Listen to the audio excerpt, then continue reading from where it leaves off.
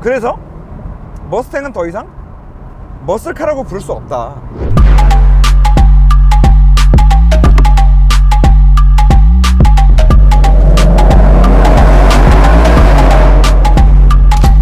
그 저RPM에서부터 풍부한 토크가 터져주는.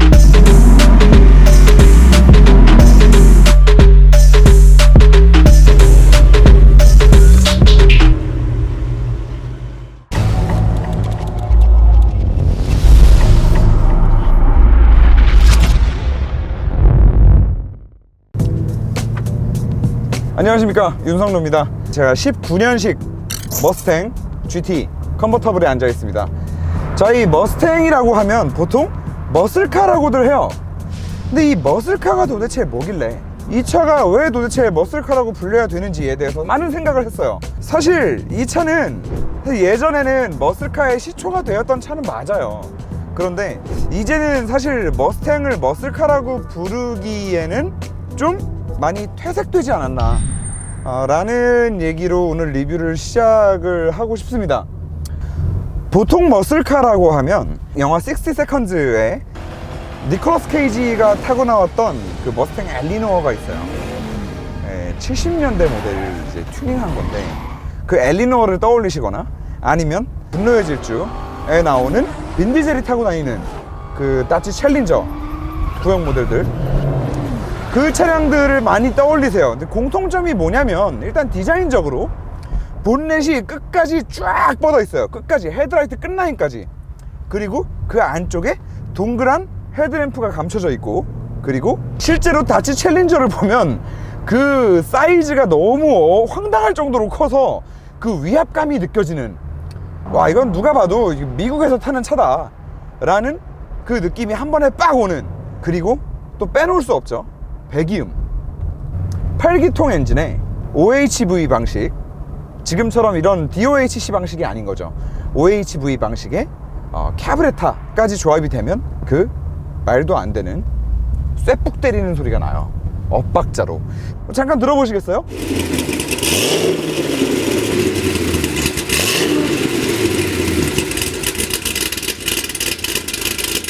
네, 바로 이런 소린 거죠.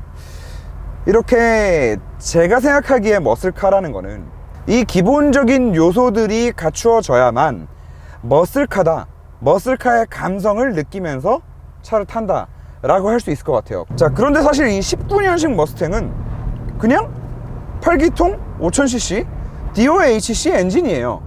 그래서 사실 이 차의 배기음이 좋다 나쁘다 뭐 이런 얘기들을 말씀들을 많이 해주시는데, 이 차 배기음을 지금 간단하게 들려드릴게요.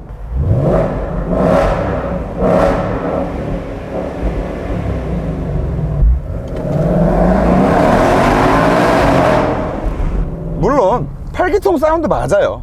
이 차 8기통이니까. 그리고 5000cc면 대배기량인 것도 맞아요. 그렇기 때문에 그 대배기량 8기통에서 나오는 그 특유의 사운드를 가지고 있기는 해요. 그런데 아까도 말씀드렸지만 머슬카라고 하면은 그 고유의 쇠북 치는 소리, 엇박자 소리, 더러운 소리, 진짜 막 이게 말로 표현할 수 없는, 진짜 뭐 가래 껴있는 막 좀 뱉고 싶은 뭐 그런 소리가 나야 되는 건데, 현 세대의 머스탱에 와서는 그런 매력을 사실 전혀 찾아볼 수 없다, 이 배기 사운드에서. 자, 그러면 이 머스탱은 그 머슬카 고유의 배기음을 잃어버렸어요. 제가 봤을 때는 사실 너무 큰 걸 잃었거든요.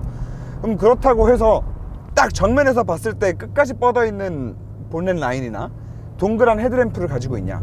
그것도 아니야. 헤드램프를 도대체 어떻게 저렇게 디자인했을 수가 있는지.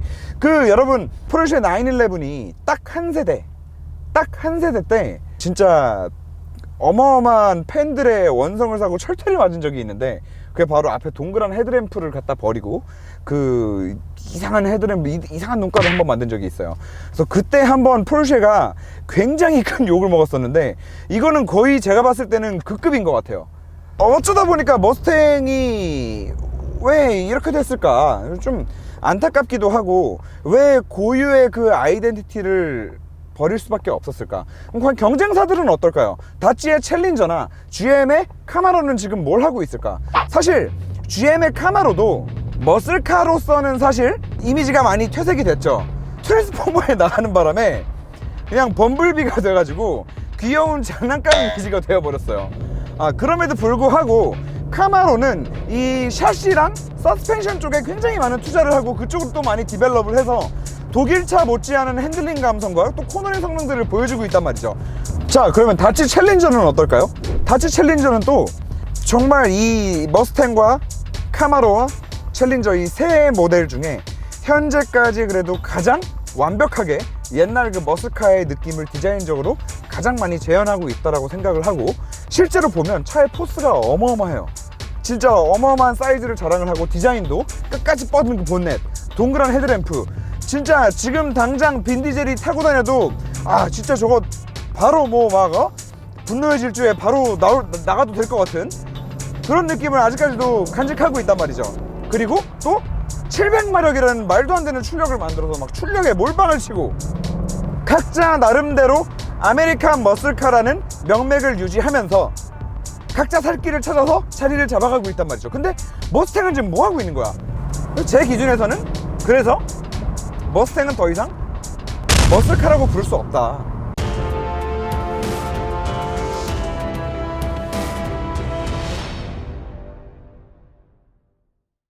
자, 그러면 이렇게 머슬카로서의 매력을 다 잃어버린 머스탱이 어떤 매력이 있어서 이 차를 구매해야 되는 걸까? 차를 계속 타고 다니면서 제 생각이 좀 정립이 됐어요. 또 한 가지 여기서 스포를 좀 드리자면, 결과적으로 머스탱은 이 6천만 원 초반대라는 가격으로 굉장히 살만한 차라는 결론을 내렸어요. 6.5세대 머스탱인데 6세대 머스탱, 저희가 지난번 까만형 김범훈 선수와 리뷰를 했던 그 6세대 머스탱에 비해서 이 6.5세대 머스탱은 어떤 부분이 많이 바뀌었냐? 일단 기본적으로 가장 큰 틀은 세 가지입니다.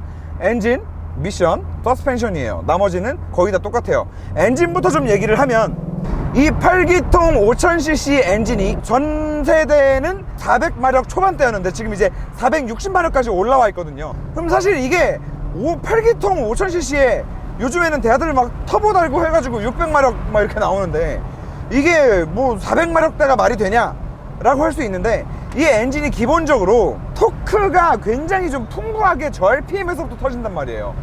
그래서 NA차를 운전하는 맛과 그 저 RPM에서부터 풍부한 토크가 터져주는 그 57토크가 꾸준히 빡 터져주는 그 맛이 운전하는 내내 굉장히 좀 재미적인 요소로 다가올 수 있는 부분인데, 사실 이게 6세대 때 저희가 리뷰했던 그 머스탱 5.0 GT 모델에 비해서 그냥 단순히 수치상으로 30마력 40마력 올라가고 토크가 뭐 한 5 정도 올라갔다라고 해가지고 그냥 그게 더 좋게 느껴지는 게 아니라, 요즘 굉장히 트렌드와도 같은데 원래 이 차가 MPI 엔진이었단 말이죠. 멀티포트 포트 인젝션이었는데, 포트 인젝션은 그냥 그대로 두고 거기다가 DI, 다이렉트 인젝션, 실린더 안에다가 다이렉트로 쏘는 인젝션 하나를 좀 더 추가했어요. 그래서 지금 듀얼 인젝션이 됐어요. 이 듀얼 인젝션이 됨으로써 저 RPM에서는 GDI, 다이렉트 인젝션으로 실린더 안에 다이렉트로 막 때려주고, 고 RPM으로 올라가면 올라갈수록 좀 손실이 날 수 있는, 연료 손실이 날 수 있는 걸 커버하기 위해서 MPI가 같이 쏴주고, 그래서 사실 이것 때문일 가능성이 더 큰 것 같아요. 실제로 이렇게 운전을 해보면 저 RPM에서 흡사, 이거 정말 흡사긴 한데, 터보인가 이거? 아주 작지만 아주 작은 골뱅이라도 하나 들어가 있나? 그래서 초반에 이렇게 밀고 나가는 맛이 좀 센가? 전 모델에서는 이 정도까지는 아니었거든요. 그러니까 토요타 엔진이 제네레이션 3, 젠 3로 업그레이드가 되면서 듀얼 인젝션 넣고 이렇게 느낌이 좀 많이 바뀐 것 같아요.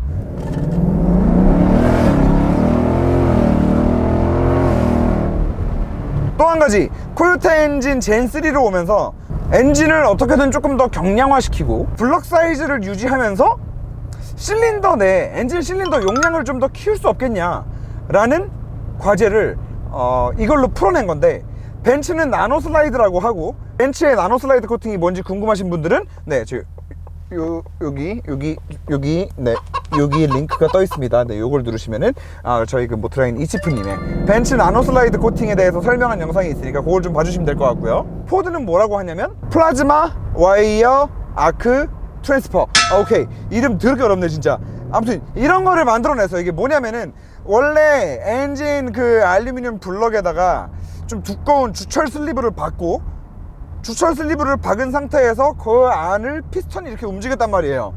근데 아무래도 주철 슬리브가 들어가려면 주철 슬리브의 두께도 있고 이 주철 때문에 무게가 무거워진단 말이죠. 그래서 얘네가 이거를 빼버리고 벤츠에서 하는 그 나노 슬라이드 코팅처럼 굉장히 이 실린더 벽을 매끄럽게 만들어줄 수 있는 코팅을 하는 기술을 이 엔진에 적용을 해서 엔진 실린더 사이즈를 이렇게 키웠어요. 근데 단순히 실린더만 키운 게 아니라 이거를 키움으로 인해서 나노 슬라이드 코팅도 마찬가지인데 엔진 오일의 그 윤활성이나 뭐 피스턴의 움직임 면에 있어서 여러 가지 면에서 굉장히 큰 도움을 주고 있는 거죠, 이놈이. 그래서 이전 엔진보다 RPM도 7500rpm까지 실습니다. 500rpm이 레드존이 지금 더 올라가 있고 엔진이 더 가벼워지고, 그래서 좀 엔진에서는 좀 비약적인 발전이 있었다라고 평가가 됩니다. 사실 이 포드의 코요테 엔진이 발전하는 거를 보면서 그 R8 때 느꼈던 좀 그 신선함, 와, NA 엔진도 아직 죽지 않았구나, 오토미션도 아직 죽지 않았구나 라고 생각했던 것처럼 같은 NA 엔진이지만 몸으로 체감되는 것들은 분명히 굉장히 큰 차이가 있다는 거.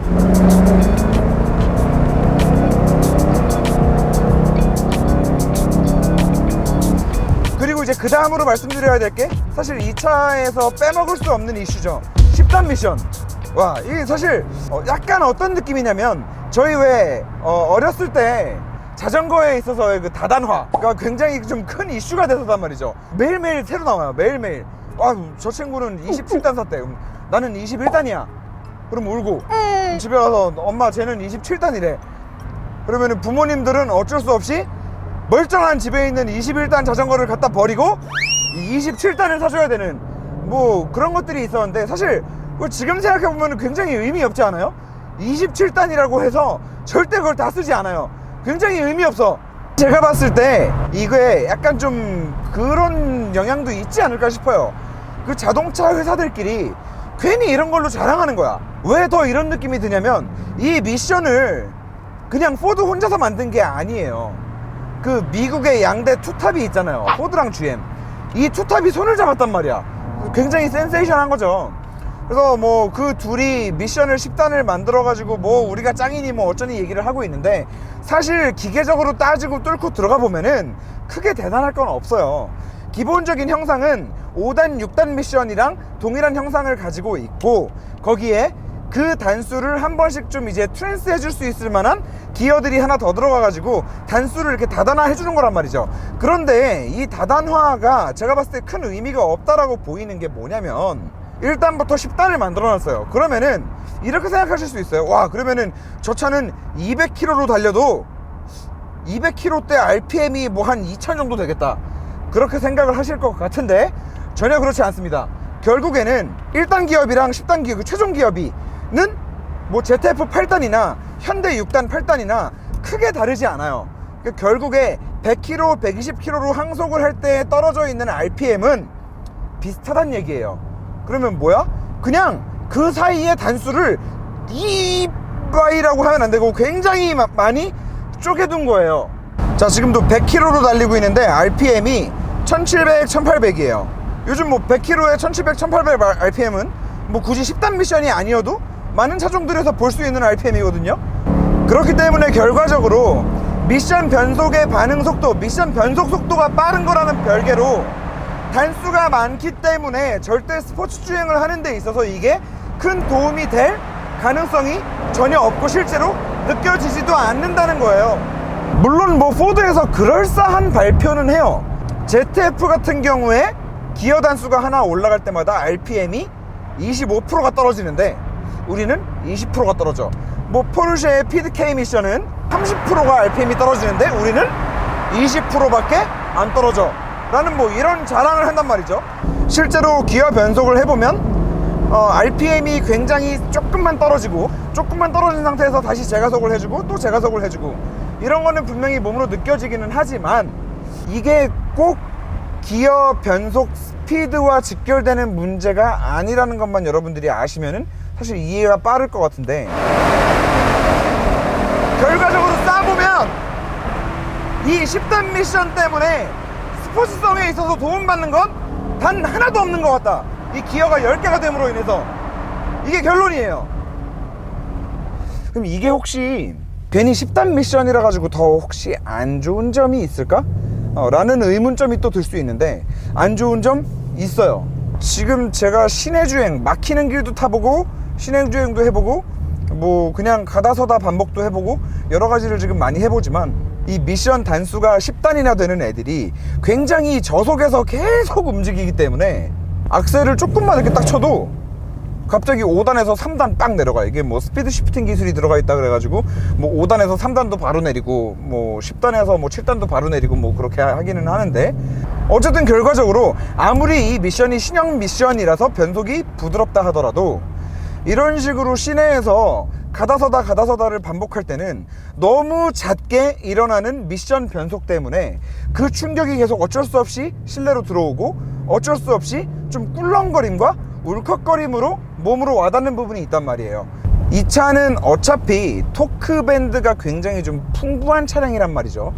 그러면 사실 굳이 계속 미친듯이 변속을 초반에 안 해줘도 어느 정도 그냥 편하게 다닐 수 있어요. 그래서 사실 이 차는 데일리로도 충분히 많이 좀 탈 수 있는 차량인데, 시내에서 막히는 길에서 이런 느낌을 준다라는 거는 오히려 쓸데없이 스포츠성에 도움이 되지도 않을 10단 미션을 넣어놓고 이런 단점을 오히려 만들어낸 게 아닌가 싶은 생각이 들고, 일단 그리고 또 한 가지의 단점은 폭스바겐의 그 DSG 미션의 초창기 문제처럼 지금 열 관리가 안 되는 이슈가 좀 미국에서는 좀 크게 있는 것 같아요.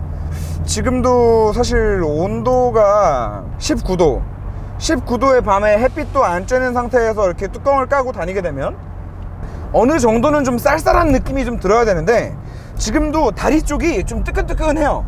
이쪽 만지면은 다 뜨끈뜨끈해. 여기가 이거 여름에 좀 많이 더울 거예요. 혹시 미션에서 발열이 지금 엄청나다는 얘기고, 이거는 추정이에요. 얘네가 어쨌든 이 다단화를 하는 것 자체가 픽업 트럭의 견인력을 위해서 앞쪽 기어비를 촘촘히 쓰기 위함도 있고요. 일단 포드 GM이 같이 만들었으면 얘네가 가장 많이 파는 차는 픽업 트럭이니까 당연히 이 미션은 픽업 트럭을 기반으로 베이스로 해서 만들었을 가능성이 당연히 제일 크겠죠. 그런데다가 미국이 또 환경 규제가 굉장히 빡신 나라기 때문에 여러 가지 제반 사항들을 다 수렴을 하려면 얘네는 10단 미션을 만들고 또 이 미션을 가볍게 만들어야 되는 그런 이슈가 있었을 거예요. 그래서 결과적으로 이 미션이 기존에 있던 6단 미션과 크게 차이가 크게 많이 나지 않아요. 그러면은 이 안에 10단 미션을 구현을 해내고 변속 속도가 또 굉장히 빨라졌어요. 이 빠른 변속을 만들기 위한 여러 개의 클러치 팩을 또 넣고 또 굉장히 강한 오일 압력으로 밀어 넣어야만 빠른 변속을 만들어낼 수 있기 때문에 여러 가지 뭐 알루미늄 소재를 쓰고 뭘 하고 해가지고 부품들을 많이 강화를 하기는 했지만 엔진 오일 양이 생각보다 그렇게 많이 들어가지도 않고, 실제로 미션 오일 쿨러가 말도 안 되게 큰 사이즈가 들어가 있어요. 그래서 내일 서킷 주행이 좀 불안하기는 해요. 굉장히 많이. 물론 이 미션이 뭐 다 쓸데없는 10단 미션에다가 뭐 열 관리 안 되고 뭐 그런 것만 있는 거는 아니에요. 얘네가 이 미션을 만들면서 무슨 짓을 했냐면 차에다가 드래그 모드라는 걸 만들었어요. 누가 미국 애들 아니랄까봐. 자, S 모드에 놓고 드래그 모드에 놓고 출발 한번 해볼게요.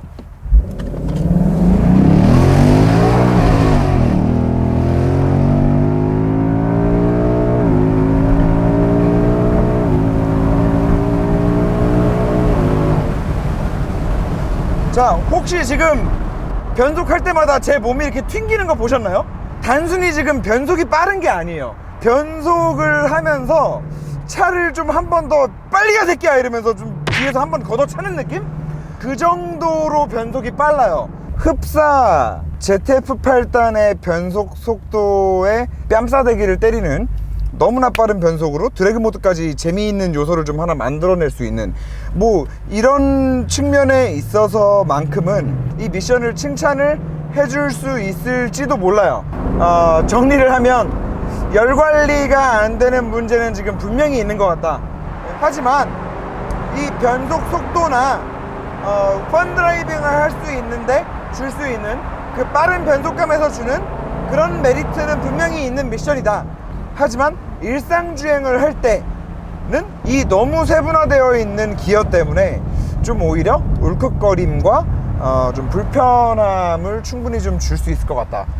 그래서 다시 한번 말씀드리지만 이왕이면은 머스탱에는 그냥 니들 거 쓰지 말고 ZF-가 사다 써라 가 뭐 어느 정도 대답이 될 것 같고요.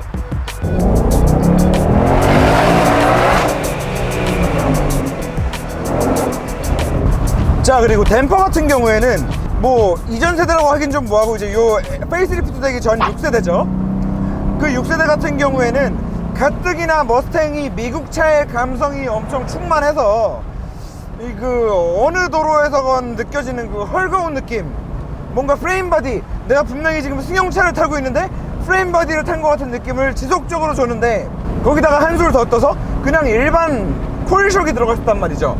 그래서 가뜩이나 후륜에 뭐 무게 배분도 안 좋아, 출력은 그래도 꽤 나와.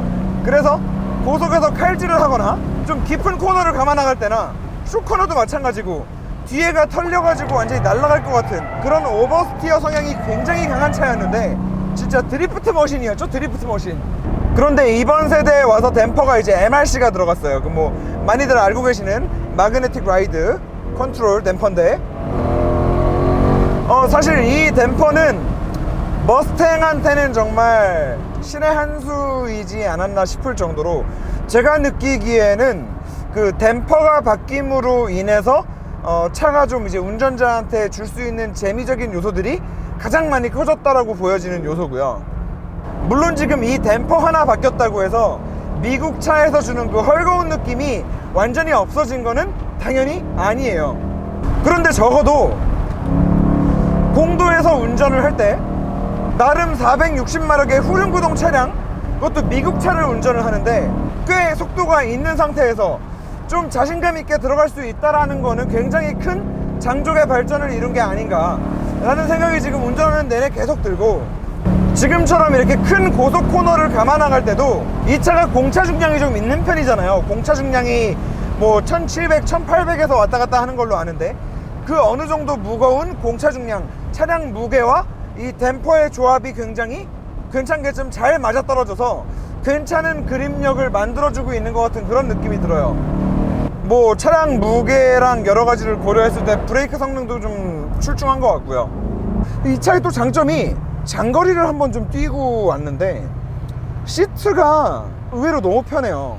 이 댐퍼랑 그리고 미국 차 특유의 그 살짝 물컹거리는 좀 아래서 놀고 있는 헐거운 그 느낌이 이 시트 느낌과 새로운 댐퍼와 맞물려서 고속 크루징을 그냥 하고 다닐 때는 굉장히 또 사람한테 편안한 느낌을 주기도 하더라고요.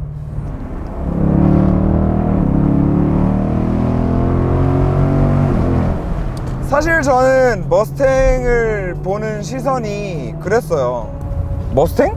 그거 뭐 미국 차 그냥 하체 헐겁고 못 달리고 배기음 그냥 좀 대충 듣고 뭐 개인 취향이지만 못생기고 그냥 뭐 그런 차 아니야? 라고만 생각을 했던 저에게 많은 가르침을 주는 차량이었고 아무튼 저한테는 뭐 그런 시간이었습니다. 그러니까 머슬카다 라고 생각하고 이 차를 바라보고 접근하면 분명히 좀 실망할 수 있는 차량인 것 같아요.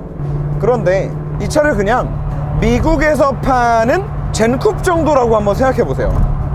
아니 뭐 폄하하는 게 아닙니다. 절대로 우리나라에서 젠쿱만큼 가성비가 좋은 스포츠카가 어디 있습니까? 있으면 가지고 와보세요. 없어요. 진짜 없어요. 그런 차원에서 이 차량을 바라봤을 때 와, 이 어쨌든 수입차야. 머스탱이라는 배지도 그 말 배지도 달려있어. 5000cc야 8기통의 배기 사운드도 들을 수 있어요. 물론 고유의 그런 머스카스러운 더러운 소리는 기대하면 안 되지만 어쨌든 8기통 사운드를 들을 수 있어. 뚜껑 까져. 이 정도 속도 나와. 이 정도 변속 속도 빨라. 내가 뭐 필요할 때는 순간 그냥 S 모드에 놓고 그냥 딱 놓고 왕 쏘면은 왕 하고 나갈 수 있고 이런 관점에서 접근을 해보니까 6천만 원 초반대, 뭐 이 차가 신차 가격이 뭐 6,700인데 지금 카룸에서 400만 원 할인받으면 뭐 6,300 이렇게 살 수 있거든요. 아니 이런 차를 6,300만 원에 도대체 뭐 어디 가서 무슨 돈 주고 살 건데? 그렇게 접근하니까 이 차 말고는 답이 없더라고요. 결론적으로 머스탱 6.5세대 이 모델은 6천만 원 초반대라는 가격에 충분히 살만한 가치가 있는 차인 것 같다. 오늘도 시청해주셔서 너무 감사드리고 내일 서킷 리뷰 절대 놓치지 마시고 좋은 주말, 행복한 주말 되시기 바라겠습니다. 감사합니다.